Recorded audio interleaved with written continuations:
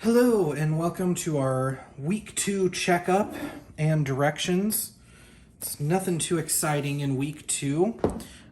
We'll just take a peek at what's going on in here. Alright, so this is right before a feeding. You can see we've got a pretty active amount of yeast going on in here, and you'll see that there's this watery kind of substance above the starter. That is called hooch. That's totally normal, and you'll see I've got some pretty good bubblage going on, and that is just gas being given off by the yeast. So that's all natural, that's good. Nothing to worry about there. So this week is pretty much exactly the same. It's exactly the same as what we did week 1. So we're going to go ahead and do 2 tablespoons of water. Here I've got a little measuring cup. So we got 2 tablespoons of water.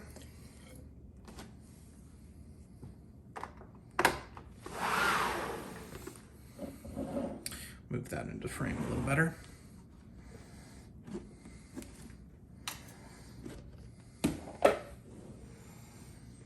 Two tablespoons of flour.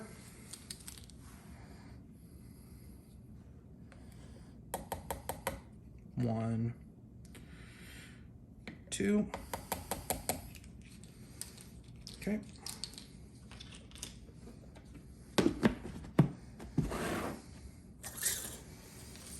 Then I'm just going to go ahead and stir it up with a chopstick. Being careful not to splash it up the sides too much, because we don't want to have a whole bunch of dried nastiness on the sides of our jar. And making sure to get down to the bottom in case there's any stuck on clumps. We want to get everything remixed so we get all those good microbes that are stuck in those clumps re-aerated back in and help us make this a nice, robust starter. Okay.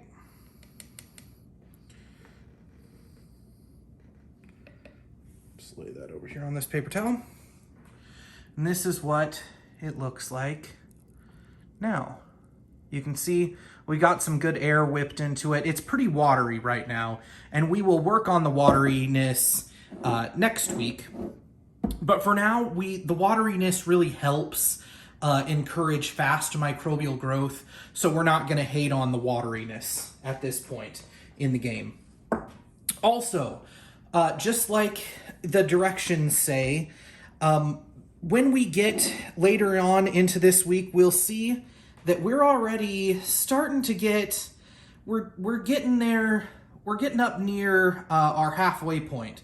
So when we get halfway up our jar, right before we feed it, so it will rise higher between feedings when it's digesting, but at the end of a day, when it's ready to be fed, when it gets to that halfway point, we're going to need to do what's called a discard. And that just means we will be getting rid of some of the excess starter.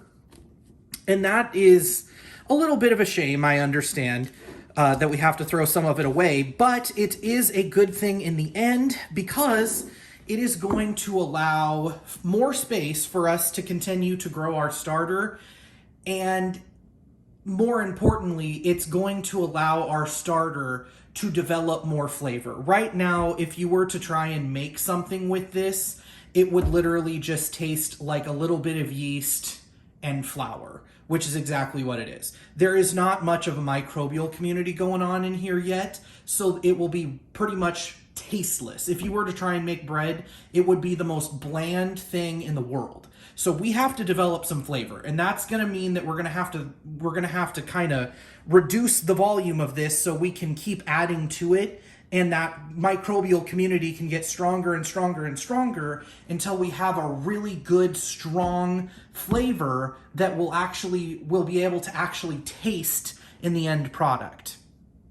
So it's real easy. When you get to halfway up the jar, whenever that happens, you literally walk over to the trash can, and just being careful to keep a quarter of the jar. So you want to keep a quarter of the jar full. You'll pour out any extra above a quarter of a jar. So once you get to half, you're gonna pour out until you get to a quarter. And you'll keep the quarter and then just keep feeding it. And when you get back to a half, you'll pour out some of it until you get to a quarter. So you always keep a quarter of a jar because that's gonna be what you're restarting from. And that just makes sure there's room, and it will help mature up and give some good zing to our flavor profile here. So don't freak out about it. It's a part of the process.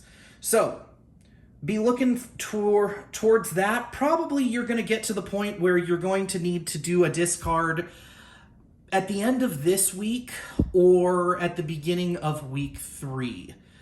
You're going to need to dump out some of your starter until you've only got a quarter of a jar left. And that will give us enough room for another week of maturing our starter and getting some good flavor. So I will see you guys back for week number 3, and we'll see how this sucker is growing then. See you next time.